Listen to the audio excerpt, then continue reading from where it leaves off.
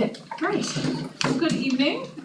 Today is Monday, October 28th, and it's 5:16 p.m. This is a meeting of the Personnel, Finance, and Auxiliary Services Committee. We are in the Menominee Falls Village Hall, upper level conference room, 3344/45 at West 156, North 8480 Pilgrim Road.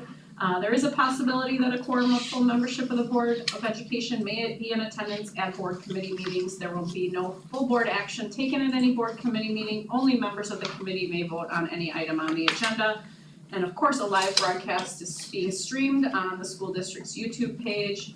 And to watch the recorded meeting, please visit our school district of Menominee Falls YouTube site. I'm calling the meeting to order, and has the meeting been properly posted? It has. Okay. Moving on to discussion items, the first item of discussion is an early retirement option.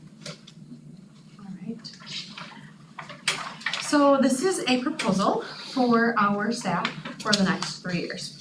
Our district has a Fund 73 account, which is it's OPEB, other post-employment benefits, a balance of $2.7 million in our OPEB in Fund 73. So as you know, we have fund accounting and everything happens in different buckets, and this bucket is specifically for post-employment benefits. We previously used this fund for our health insurance premiums for our retirees, and that was fully satisfied a few years ago. So there's no longer any activity, any expenses, aside from a few small immaterial life insurance premiums for staff that are existing on plans. Very minimal. We actually have interest in a greater amount that covers that each year. So the balance has continued to go up. Right now we're at 2.7 million as of June 30, 2024. And those dollars are only for retirement benefits. We also have a number of staff who have met retirement benefits criteria already, or have met the years of service but have not quite met the age yet. So we have a way to honor our staff, and we have a means to do it. So we're proposing an early retirement window over the next 3 years. Basically the change in what makes it an early retirement option is that generally or normally staff have to reach age criteria of either 57 or 62 based on their employee group. And we would be recommending dropping that down to age 55 regardless of group. So for all employee groups, dropping that age down to 55 instead of 57 or 62. So regardless of group, the age would be 55 and 20 years of service. We broke that down on board docs, which is available for anybody to see what date that means for each year and when somebody would be eligible. So by August 31st, so we let somebody get through the summer, because if you have a summer birthday, you kind of wrapped up in the prior year, so get through the summer. If you achieve age 55 and 20 years of service by August 31st, 2025, you can retire at the end of the 24-25 year, and so on. So 20 years of service and age 55 by August 31st, 2026, retiring at the end of the 25-26 school year, and achieving 20 years of service and age 55 by August 31st, 2027. In order to retire at the end of the 26-27 school year.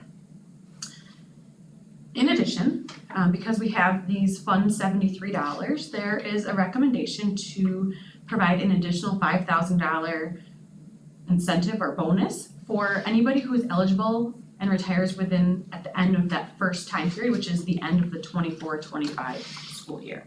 Again, all of these dollars would be from the Fund 73 bucket or fund, if you will. I'm sorry, is this the school board meeting? Yes. Yes. Someone was down by us asking to open up a door? Was that this room or Yeah, that's Isabella? Oh, the main doors need to be open so the public can get in for both this meeting and the meeting at 6:30 It was tonight. open and I came through the far right Oh. windows. Okay, Well, the village just locked them again, so I'll go tell them they need to be open. okay. The business house was saying that you guys wanted to be in the municipal court, and I'm like, No. the Well, voting's our going on. full board meeting That's will be at 6:30 6:30 in the big boardroom, municipal the- courtroom. So the doors were open, but then someone locked them? Amy Dishinger from downstairs with the voting Yep. says no one can be in that room while the voting is, while they have the machines and all that stuff in there. That's off limits, I guess, that room. Oh, Oh, the board. Yeah, cause all the stuff is set up in there for the voting. Is there another room or something that we could use, or? Why don't, Not legally. we're in the middle of this committee meeting, we need the doors open legally to have the meeting. On the municipal court? This No. meeting. That's No, front just for door. this room. Front Oh, doors for the front doors. door. And we'll figure out a plan for our We'll 6:30 meeting. Pause the meeting So I will until, make sure those doors get opened again. we'll Okay. pause to make sure the front doors are open. So I recommend that we pause the meeting until the front doors are open. Okay. And then, I'll go take care of it. Thank you. We can't change it. We can have it here, Yeah, so. I mean, it's just one floor up. I mean, we're not having people travel, so we could have the meeting in this Signage on the room. doors that Yeah, we coming can up just stand down there, put people up here, we can record it this way, just like we do these meetings. Um, But his concern right now is having the door open. No, they need to lock the actual courtroom where our board meetings are, because that's where they keep all the election materials. Right, so I'm hoping he's locking that if he's opening the front door. Yeah, so he'll open the front main door, but keep the other room open. And we can move the meeting into here, because once again, we're not asking people to travel to a new location, they still physically showed up to Here this at the building. address. Unhide. Yeah, we just can't move it to the alright, rec center. Isabella says they're open. Thank you. Did you guys want to? Isabella says they're open, so we Well, can, wait, cause he said they were open, but then the village just closed it, so yep, He reopened Just it, reopen. he's telling them. reopen them. Resume. Okay, all right, so I know you were in the Okay, yep. midst of slating. Okay, so going back to the $5,000 bonus for those who are eligible within the first year. So that means retiring at the end of the 24-25 school year. That is just for those in year one, if you will. The retirement dates, the dates by which employees must notify human resources don't change in this, so that's per the handbook, and there's a chart in board docs that explains which employee groups have to notify HR by when, and that doesn't change. The goal in this is to capture anybody specifically in those, so I'll just go through. Administrators and teachers have to report by February 28th, their notice of retirement. The other groups have different retirement deadlines, so they're 60 days prior to retirement date or April 1st of the retirement year. So the goal is to catch those people into, like not to exclude them, but include them in the early retirement offering.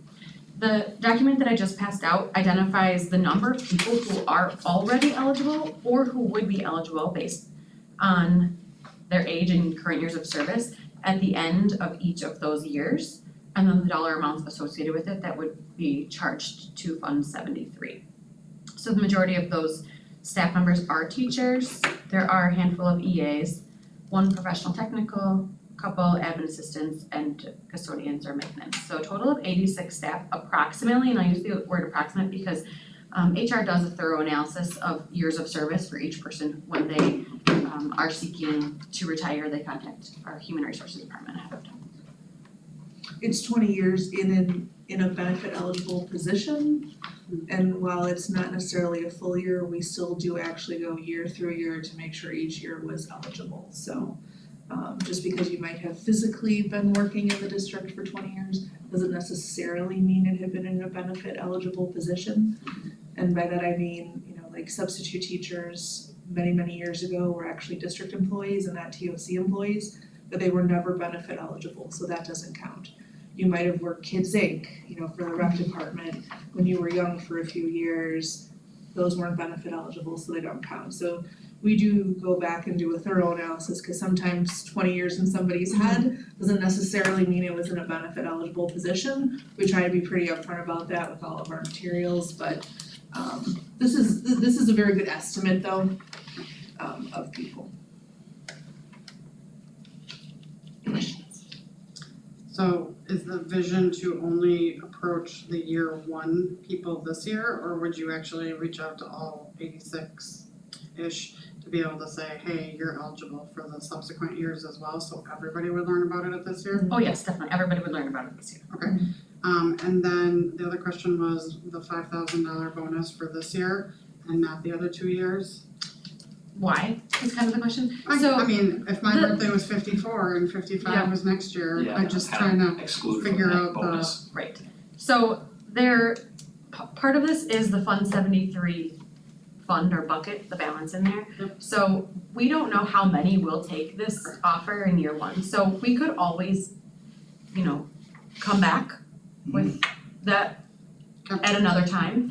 But the idea is to be fiscally responsible ultimately, to provide the offering to the largest group of people who are eligible. Yeah, I'll give you Keelan and I have talked quite a bit about this, and a couple of different things. The 2.7 million, we're not gonna exhaust even remotely all of that. We have some projections, but we really need to see where we're at. But even a half year ago, we've been talking about Fund 73 for a while. This isn't everything we're planning on doing. There'll be another phase, either future items like this or other post-employment benefits to larger swaths of our staff population. I mean, that's something we're looking at, but we think this is a solid first step of dollars that we have available. And from a fiscally conservative perspective, we're not taking anything from Fund 10, we're not taking any from students or staff, we're not taking anything from operations. This is even a separate fund than the health insurance safe dollar amount that is built up because we're self-insured. I mean, that sort of conversation will come later. So we believe that this is looking at the strategic plan and determining the most valuable use of Fund 73 for post-employment retirement benefits. It was something we looked at specifically in the strategic plan, and then also looking at how we allocate dollars. So my experience with this sort of work in the past is this particular group would certainly, we believe that it's a high likelihood that there would be a lot of people very positive about the likelihood of this piece. The dollars and cents are available. And then the last piece is also related to their strategic plan, is looking ways to incentivize our growth and also to incentivize teachers' work in our district, which I think is this does that as well. So just to hit on those key points. So 63 teachers are identified through this over the course of 3 years. Do we know what percent of our overall staff are teachers? And what percent this represents? Oh, well, half, so we have about 600 employees and about 615 are in that teacher group. Maybe they might be a 315? counselor, I think it's Like 315-ish. it's like 315. So they might be a counselor or a school psych, but the teacher group. So it's to me, it's like half. So if we have 2.7 That's million, 20% turnover. 2.7 million in this fund account? Approximately, yeah. So I'm looking at, if we would offer that 5,000 to all age groups, we're only talking about $430,000. I mean, You're saying each of the years. yeah, each of Not the just years, year one. like Shelley said, why should I be penalized if And I'm 54? we're not suggesting that we're gonna penalize them, I wanna be Well- clear. We wanna see what the first level's gonna do, That's fine. and then come back, with the new board and look at new budgets and see where things are at. I mean, that's a possibility. Okay. That's a distinct possibility. It- We can look at that, but in terms of this budget and what we're doing right now, we think it's a nice fiscally conservative approach to do something extremely proactive, especially for staff that have given 20+ years of service to the district and wanna take advantage of this incentive, if they choose to, but not all will. So is it possible in future years? Okay. I think so. I mean, Sure. perhaps this is what takes us to that next step. I'd like to go back to 63 teachers over 3 years, and we have 315 educators in our district, so that's roughly about a 20% turnover. Is that about fair? So I just wanna make sure that's what. So I would just also add you can also see that 37 are still eligible, and those 37 aren't just like, oh, they just became 55. These are people anywhere from 55 to 70 years old. And, you know, even though we are choosing to have this early retirement, I will just say that over the last 10 to 15 years, people are retiring later and later for fiscal reasons. And so So we may not even though there's see these 63 numbers. on here, Yeah. I don't anticipate 63 people leaving through retirement in 3 years. That extra 5,000, while generous, may be a tipping point for someone to be able to do it, but for some people it still might not be that tipping point. Especially, and it's nice for us to allow this because I know there are people who are ready to go at 55. They started teaching at 22 years old, you know, they've been here for over 30 years and they've just at that point where they are ready and happy to retire. But also for WRS, 57 and a half years is kind of the magic number with 30 years of service to maximize your full WRS. So there are a lot of, you know, then, you know, when do I hit Medicare? Like, when do I tap into my own private retirements? And so there's a lot of things that come into play. And over my career, I've seen people retiring later and later, irregardless of what Incentives are out there. incentives or benefits are being out there. So 63 is a big number. That being said, I honestly still don't see 63 people leaving in 3 years. And so where I'm taking it from is the turnover, that's 20%. Teachers are becoming hard to find, and so it's more of the standpoint of skill replacement and being able to recruit.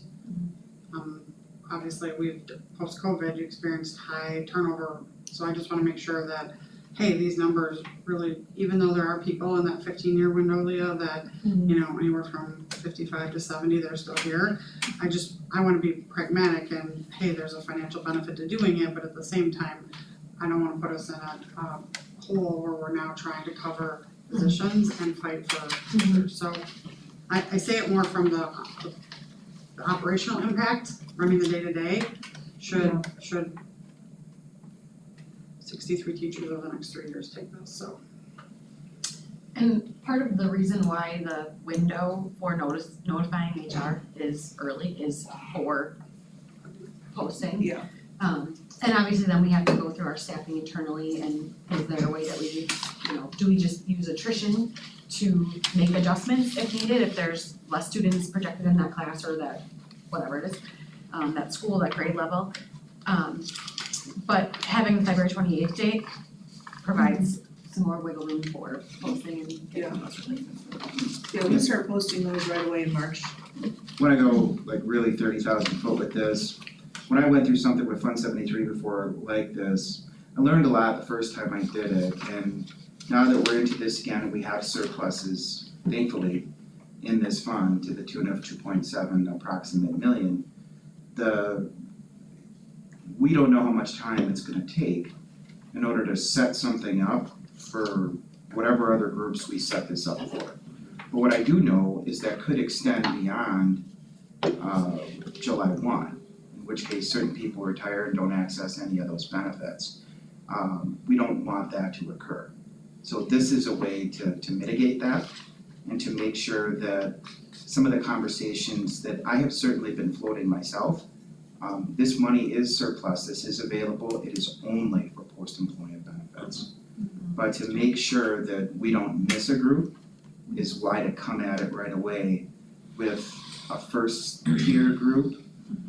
And then we can start working on larger plans, and we have to appoint companies to do that and things like that, likely. Or future groups, I mean, there's other discussions that we can have, but that would be the thought process, is to make sure not to miss this group, you know, and to have anybody come back and say, no, what about us? No, we're gonna take care of that first. We're gonna make sure that that's covered on the upfront. Well, knock on wood, but we have over the last 5 years successfully filled all of our retirements before school's even out. Mhm. Because we have so much notice. And then people are applying for jobs before they've had to sign a contract with their current district or, maybe even another district. So that is usually our most successful recruitment, are actually the retirements we get by February 28th. The ones that really hurt us are the ones that are happening after June 15th, when people have already signed a contract with their current district. They might be interested in something that pops, but like, oh, do I wanna break a contract? So actually, this is our best recruitment time, are the people who retire. So it's less scary to face retirements than the people who resign in June, July, and August. So if it was 63 people leaving in the summer, I'd have a panic attack. But if it's 63 people who give me notice by February, we actually have had a very successful recruitment, at least in my years here that I can speak to for that. Well, this year it's 37, and that's again, assuming 100% adoption, and I know we won't get 100%, but I just wanna be able to look at it from the standpoint of, that's more teachers to train, that's more teachers to get up to Yeah. speed, it's a larger number It to is. manage from a disruption standpoint, so is. it's the only reason I bring that part up. There will absolutely be work connected to it, but it's also recognizing people's service, and honestly, when people are ready to retire, that usually means It's that fine. that it's time, and you're probably best suited bringing in, people who aren't in a retirement mindset yet. So it'll be a little bit of work, but like I said, the fact that we have the February 28th deadline makes it much more palatable, and new people entering the district, while it might be a lot of work, it also does bring a lot of new, fresh ideas and energy too, so it's not always a bad thing. And I have one last point, is it's not taken lightly anytime you implement something new, somebody falls just on the other side of it. And we are aware, and that's a bummer. And at the same time, you have to put parameters in place, so I'm sure there's somebody who falls just on the other side with a birthday or something of that sort, so we understand, and we at the same time have to put parameters in place if we're going to institute something, so. That's it. Great. Do we need to vote on this, or? It's just listed for discussion, we're bringing it tonight for the full board for discussion and for action, so. Super. Alright, well, we'll address it then at that point. Alright, moving on to the second item for discussion, which is the health insurance renewal. Alright. So this one is, I don't know, not as fun as the last one. So we are self-funded for our health insurance, let me try to make this bigger. We're self-funded for our health insurance, and over the last 6 years, we have not seen an increase in our health insurance premiums. Last year, we were faced with a 12% increase, and you might remember we did a bunch of work there to look through our options. We adjusted our network with minimal employee disruption, which created a savings to allow us to do a one-time health savings contribution, health savings account, HSA contribution, and we implemented Nice Healthcare. Nice Healthcare still exists, and it's a program that essentially stands separate and standalone from our regular health insurance plan, that ultimately the goal is to take costs off of our plan, because it's nothing that goes through Nice Healthcare flows through our plan, it's completely separate. We pay for it on a per member, per month basis. However, we have seen a huge increase in mainly pharmacy, so prescription drugs. We actually saw a decrease so when you look at our plan costs, which we'll go through in another personnel finance committee in more detail, we'll keep it high level here just regarding our increase, but when you look at our actual plan costs, our medical spend has actually gone down, but our pharmacy has gone up significantly. So this increase is attributed largely to our increase in prescription drugs. Many of those are just like specialty meds for very specific needs. Meds that cost $200,000-$400,000 a year to the plan for one person to take for a year. I mean, it's significant. Wait, say that number again? $200,000, $300,000, $400,000 a year for one person on one med. Yeah, I've seen a lot of the numbers. High cost specialty med. So like, Yeah. when people hear high cost, I don't know what people think that number is, but it's a six-figure Really high. number I think per it's year per six-figure. person, Yeah. yes. Yeah, we have the breakdowns, but it's our experience for health insurance, like health insurance itself, the people going in, is actually a lot less, but the pharmacy more than eats it up. Yeah. To the tune of almost 20%, Wow. so it's substantial. So our health insurance runs on the calendar year, so these increases would go into effect January 1, 2025. In the colors here, you'll see our current cost breakdown, so employees annually for a family plan pay $1,293, so $1,293, sorry, that's a single plan, $1,294, and then family plan is just shy of $3,000. The employer, the school district, annually pays about almost $8,700 for a single plan and just about $20,000 for a family plan. So that cost share is 87% employer or school district and 13% employee. Generally, when we have a cost increase, everybody realizes the same increase. So if we have, 4%, 8%, 10% increase, employees increase by that percent, and so does our school district. However, we have seen $0 increases in the last 6 years, and because of that, this is the benefit of us being self-funded, is we have reserves built up from 6 good years. So over those years, that has increased, those reserves have increased by $3 million. We also are just finding this out for the January 1, 2025 premiums, but the benefit of our school district being on, functioning on a different fiscal year is that only 6 months of that increase impact our 24-25 budget. On the school district side of things, a 20% increase, or 19.69 is the full actual percentage, is equivalent to $1 million in expenses, $1 million. So we have $500,000 basically more in 24-25 than the prior year.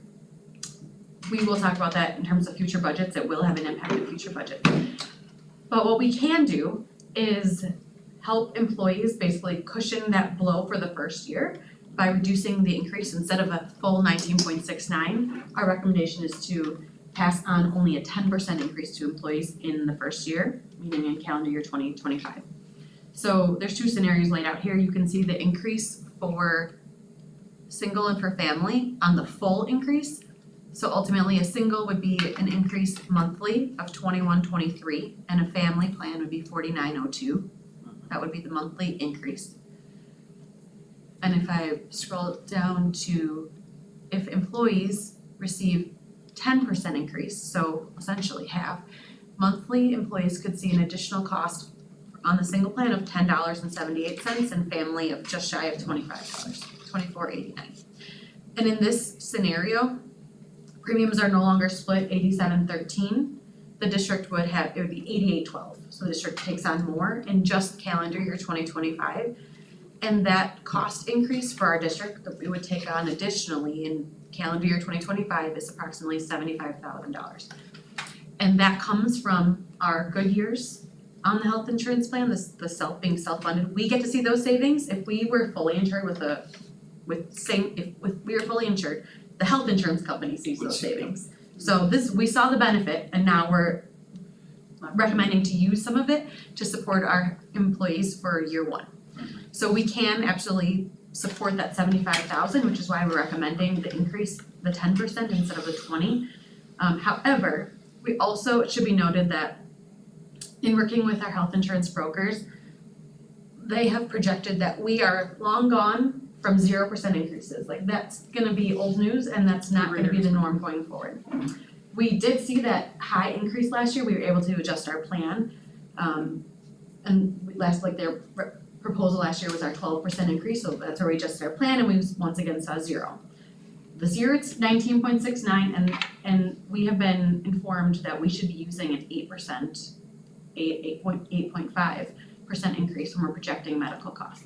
So if we only pass along annually, so that's compounding. And I cringe every time I say it, because I've always said our biggest savings within our budget is our 0% health insurance increases year over year. That's been our biggest savings. Right, I know. So year 1, calendar year 2025, is if we pass along just a 10% instead of the full 19.69, employees are gonna get hit with double digits the following year, most likely, because we have to pass along the other 10.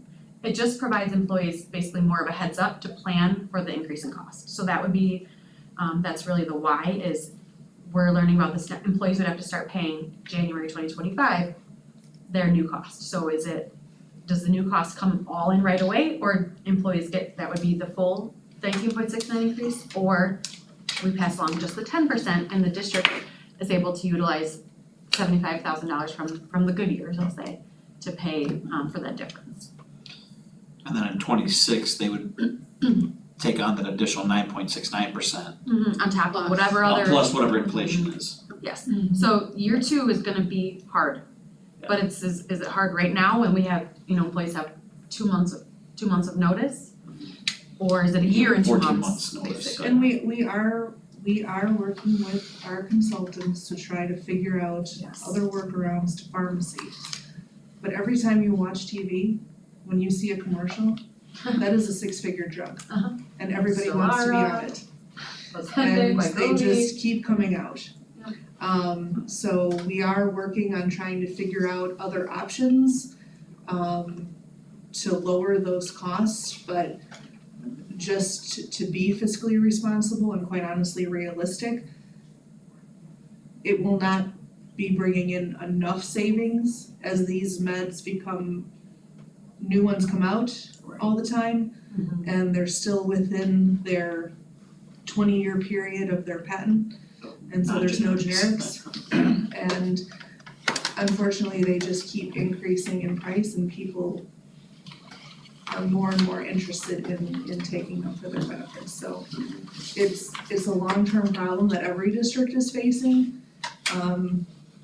With most, not all, but most of our school district friends that we compare ourselves to, they have had increases every year in that 6 to 8% range.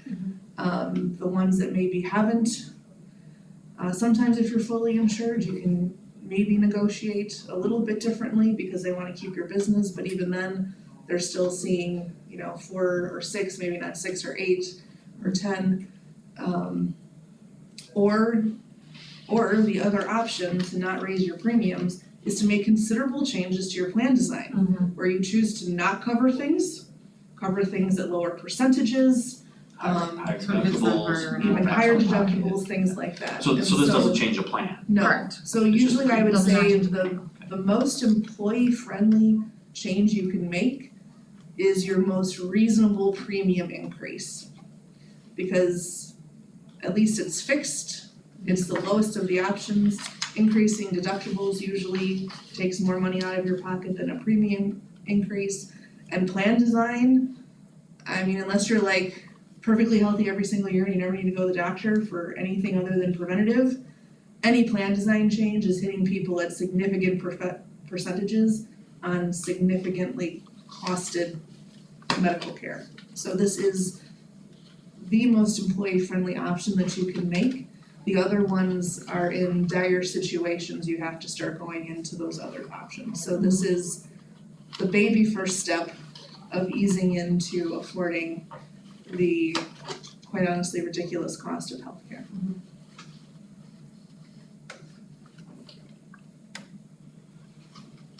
So our recommendation is we pass on a 10% increase instead of 9.69 to employees, and the district would basically eat the other 9.69% in calendar year 2025. With the strong messaging that year 2, you're just gonna have to be planful for. Yeah, anyway, You've got, At a minimum, it's gonna be 10% Right, next right. year, that's the minimum, Right. so. any way you look at it, the district is kicking in an additional $1 million, 500,000 in this budget and 500,000 in the next, just to get us. Yes, so our total healthcare costs in our budget each year are $5 million. So when that goes up by 20%, it's now $6 million. Yeah. Shot to lower, So, for everybody, but also our district.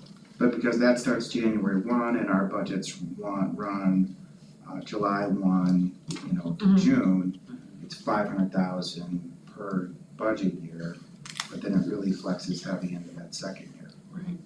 Because because you'll have that other increase kicking in at that mid-year. So 5 million to 6 million, the district is putting in $1 million. Yep. To, you know, Keep our healthcare plan. to keep our healthcare plan.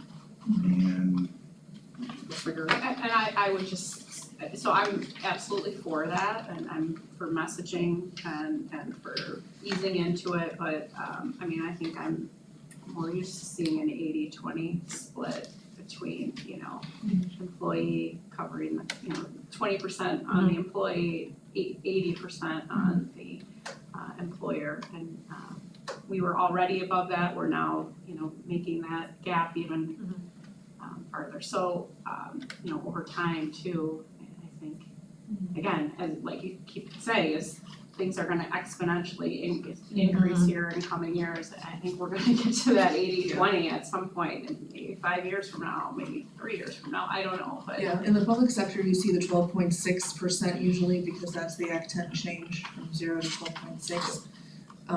I would say the private sector has been 80-20 forever. The public sector used to be 100-0 and then moved to like the 12-ish% area, you know, it's usually on an aggregate, you don't exactly necessarily do 12.6. So I just will say like in the public sector, 20% would still be a shock. That's why we're trying to figure out ways to, you know, mitigate that, but yes, I think every year we will be seeing some type of of change. Because unfortunately, with the way prescription med costs are going, those good years are going to be fewer and further between. Well, and is there an opportunity to just look at the pharmaceutical part of this? Yeah, that's what we're gonna be doing, so, Part of me looks at it as, and I don't mean to like target the people that are receiving the benefits, but if that's a pay-as-you-go, part of it is if we got somebody who is young and healthy, and maybe they don't need to have the prescription needs, then maybe that doesn't hit them in a pocketbook the way it's hitting other people. And I'm sure as you dive into the details of what the plan looks like, we'll probably see that. yeah, you'd be surprised, most of these high-cost drugs are dependents. 26 and under, Got it. Alright, so there's not, there's, okay, when it comes to meds, tough to articulate. it's not the traditional, oh, as you get older, you have more healthcare needs. When it comes to specialty meds, on our plan at least, they have a tendency to be to dependents who are 26 years and younger. Okay. Mm-hmm. It's just one of those phenomenons of meds versus care. Our care is going down nicely, but Okay. So this will come again to the full board for discussion and approval tonight. it's a shocker, but there's not much we can do. It's the reality we live in. And our open enrollment starts November 4th, which I believe is a week it's a Monday. today.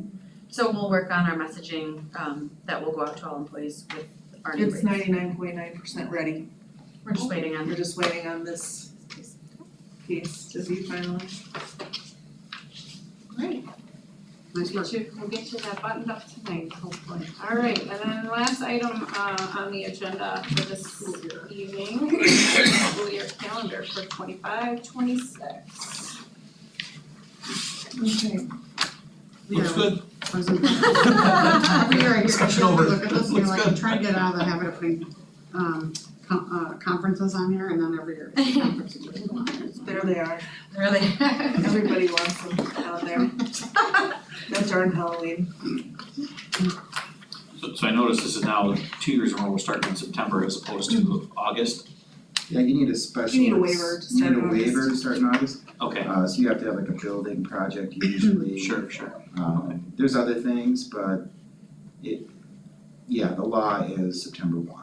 It does feel earlier than this year. This year I think it was what, the 5th or 6th or something? Yeah, usually just, Yeah, you know, I know people have so many feelings on the calendar, which always blows my mind because there are no feelings inside of a calendar. It's really based on when the holidays fall. right. Like, when is September 1st? When is Christmas? When is everything?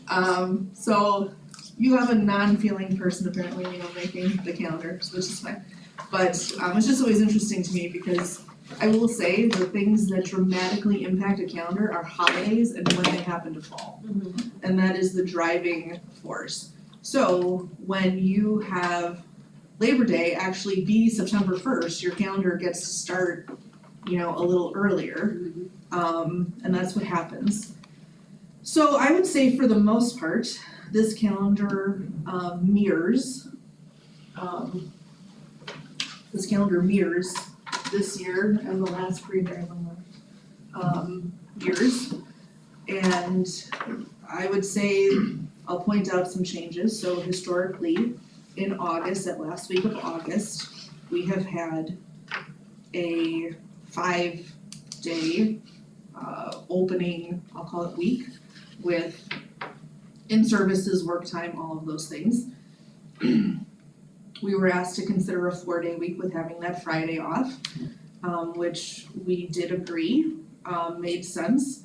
However, in turn, the month right below, not in order, but on the sheet of paper, October, the 17th, which is now, as I call it, like a pink day, used to be a yellow day, a day off. So what we did is we swapped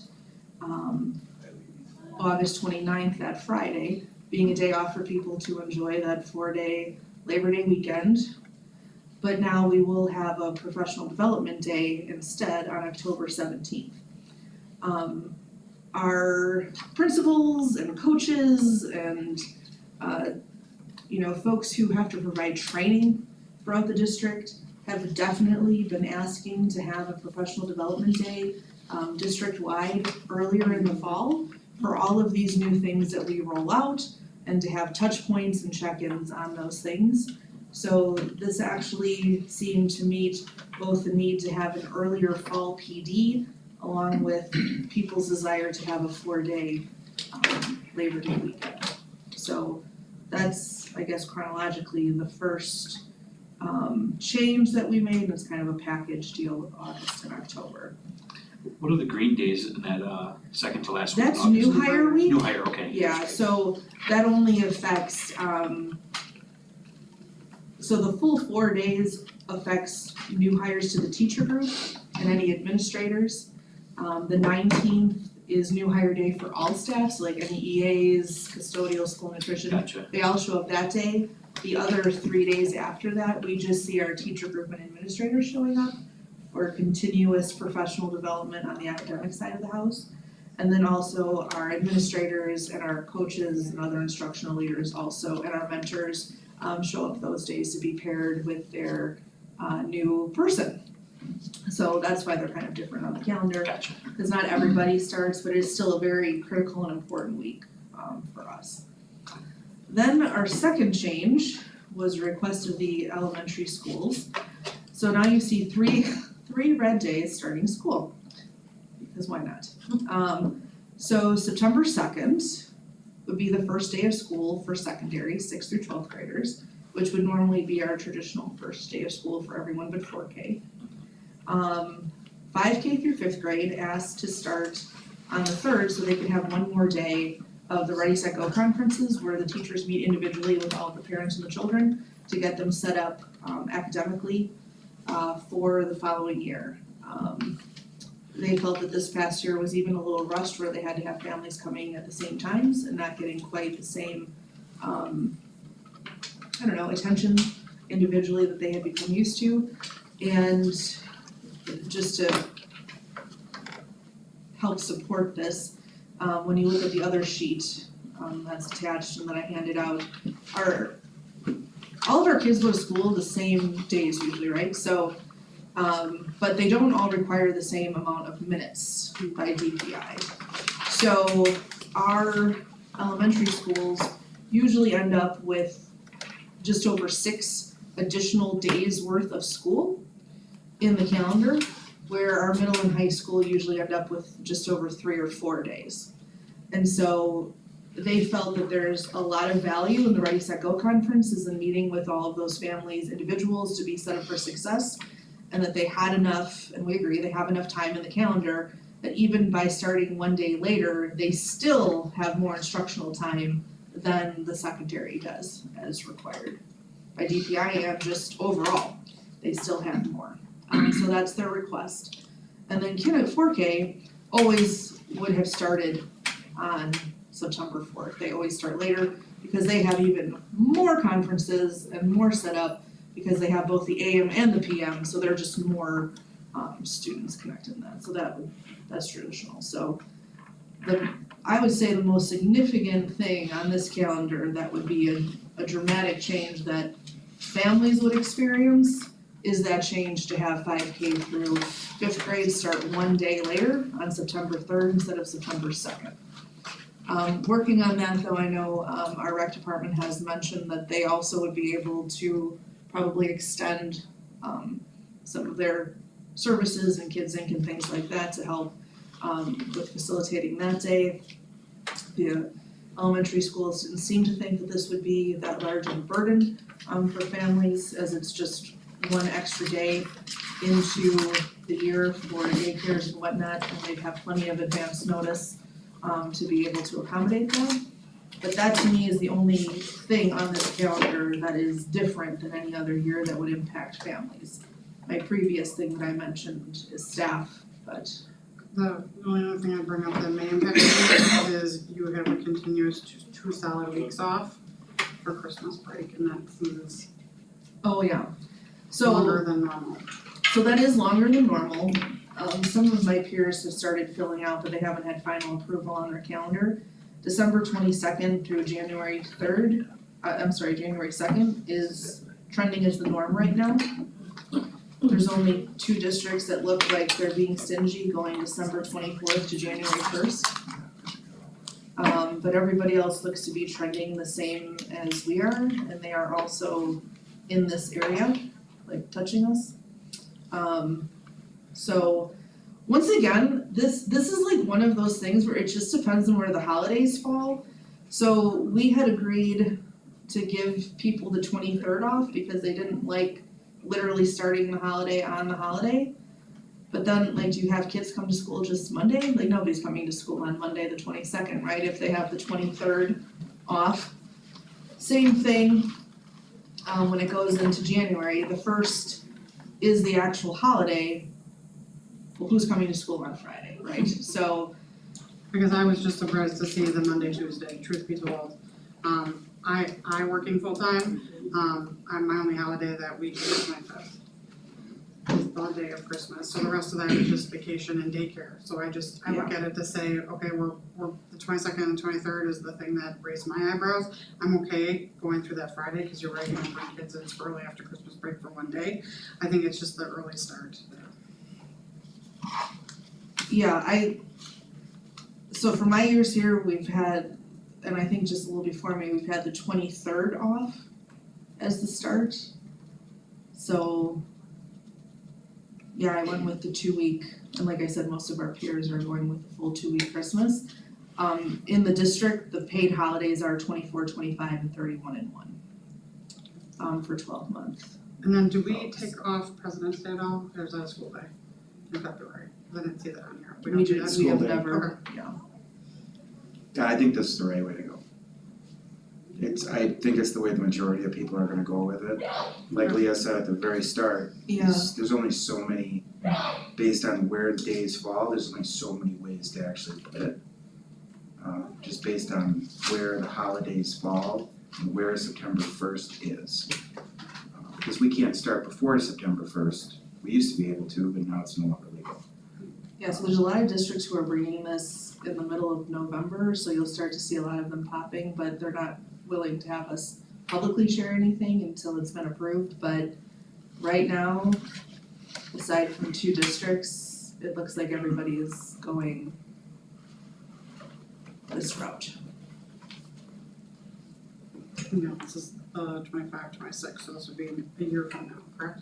Oh yeah, this Yeah. is the whole next school year. Try and give people early notice and be the first ones out there. So they actually have 13 months to prepare for their Christmas holiday next year. I think I need a vacation. And And then spring break is late, obviously the last 2 days of yeah, so that's March another and thing, April, we follow the CISA 1 group, which is actually a large group, not everybody always follows it. So always my tricky West Bend neighbors that everything followed. But we follow the CISA one spring break, and we decided to go with the 30th through the 3rd, because that includes Good Friday then.